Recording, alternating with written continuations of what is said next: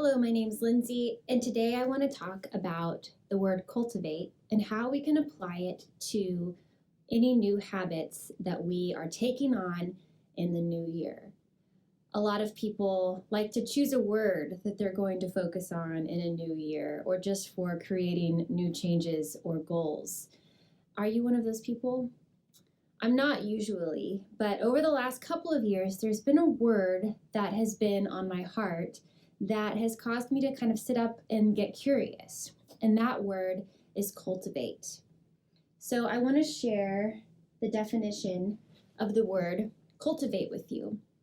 A habit that I have developed, it's been a habit that I've done for most of my life, as early as I could use a dictionary, is to really do a deep dive of the definition of words that just spark something in me.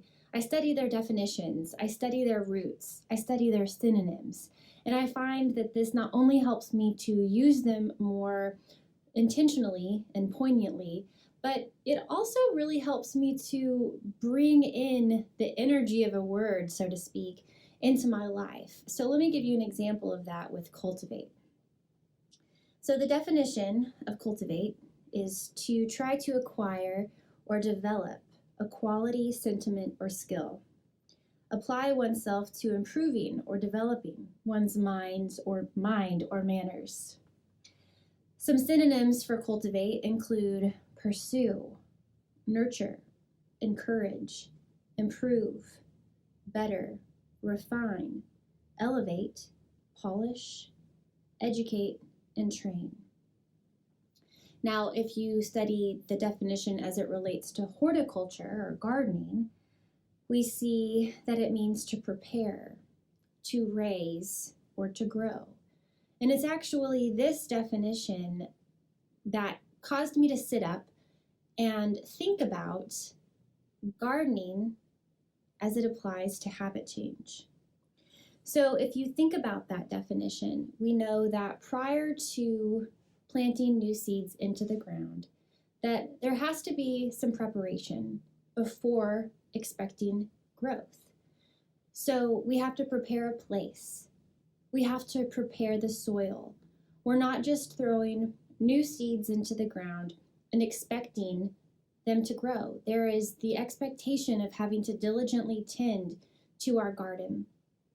In gardening, this garden analogy has really been on my mind lately as it relates to our health. We don't just throw seeds into the ground and expect a fully mature, healthy plant within, let's say, 30 days. We expect that there will be a waiting period. And I just think that this analogy can so beautifully illustrate what is required to develop deep and lasting and mature change in any new area that we're taking on. Specifically health and wellness. Those are the top resolutions that are set by people year after year. And something that I've noticed as I've sat back and watched what I call resolution culture is that people are jumping in full steam ahead. January 1st, they're going to change their diet. They're going to take on a new exercise routine.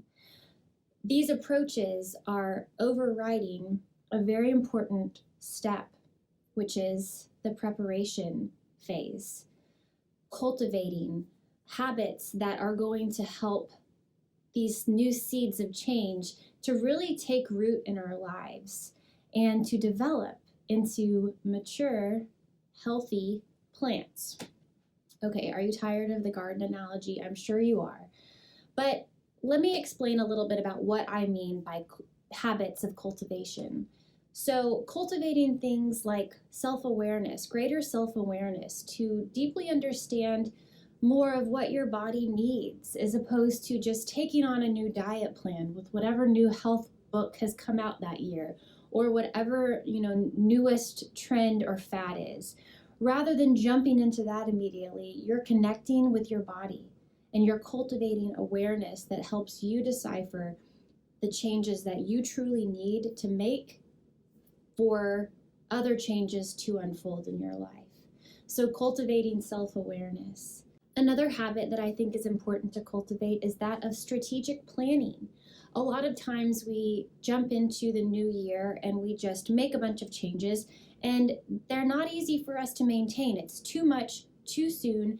And come, February, March, April, and, the end of the year, and we haven't held on to the majority of the goals that we set out to achieve. So, strategic planning, cultivating a habit of strategic planning so that you can realistically, reasonably, practically create small habits that build over time. Of course, eating healthier, becoming more active, all of these are great goals to pursue. But I think that we're overlooking some critical first steps that will help these changes to become foundational in your life instead of just something that you take on from January 1st to January 30th. And this is increasingly evident to me as I watch people creating the same goals year after year after year. You can create goals that you achieve and that you're not having to set at the beginning of every new year. Deep, lasting, mature change happens over time, and it comes through taking on a series of small actions that you can take on day after day that ultimately change the course of your years. We live in a society that expects quick change. We move through life at such a fast pace, and what I am seeing in myself and in others that I've helped is just a tendency to bite off more than we can chew, take on too much too soon, and then we become overwhelmed and we give up. And we get into this vicious cycle of trying new things, not succeeding because we become overwhelmed, we feel defeated, and then we try again, and it's the same pattern. We must change the way that we take things on. And I think that when we start small and just begin by cultivating awareness, how are our bodies reacting to our daily habits? How is your body responding to the food that you eat, to the thoughts that you're thinking? Is your mindset mostly negative and condemning, or is it hopeful and positive? How is your body responding throughout the day? How are you? When we begin to dig into these questions and tune in to our bodies and our minds and our hearts in this way, I think that we open up the door to be able to tend to areas in a much deeper way than any food or exercise plan will ever be able to. Again, these are great things. Food, healthy exercise, very important to our bodies. No amount of vegetables is going to cleanse a negative mindset. No amount of exercise or running or jogging or cycling is going to shed negative thought patterns. When we cultivate awareness, recognize areas in our lives that we need to work on, develop good, solid habits in, we open the door to deep change. Simply starting small and making the resolution to just endure through hard times, endure through challenging situations. Just this internal mental commitment is a step in the right direction. So instead of taking on a giant new food plan, say you decide that you're going to take on a new, protocol. I won't name any names here, but let's just say you're going to take on this food plan, and it's a long list of foods that you can't eat for 30 days. You can't touch them. This does funny things to our mindset. What if instead of taking on a big, overwhelming change, we just took an honest look at what we're currently eating and tried to add in a few different colors? These are little shifts that you can make and that you can easily stick to day in and day out that will build. And as you build confidence in your ability to carry out this task, you're going to gain the momentum and the confidence to try new things. So, what do you want to cultivate this year?